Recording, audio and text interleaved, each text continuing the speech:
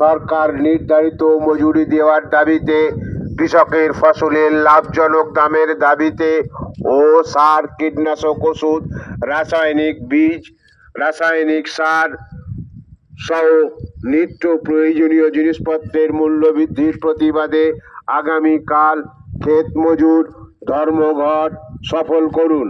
বন্ধুগণ, আগামীকাল সারা ভারত ক্ষেত মজুর ইউনিয়নের আহ্বানে মাঠে খামারে কাজ বন্ধ রেখে ক্ষেত মজুর ধর্মঘট সফল করুন।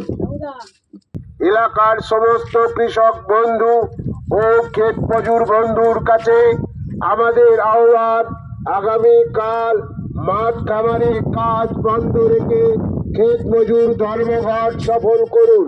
ক্ষেত মজুরদের সারা বছরের কাজ, সরকার নির্ধারিত মজুরি দেওয়া, কৃষকের ফসলের লাভজনক দাম, সার, কীটনাশক, পেট্রোল, ডিজেল, রান্নার গ্যাস, কেরোসিনের মূল্য বৃদ্ধি, 100 দিনের কাজ চালু করা, এই দাবিতে আগামীকাল ক্ষেত মজুর ইউনিয়ন পক্ষ থেকে ধর্মঘট আহ্বান করা হয়েছে।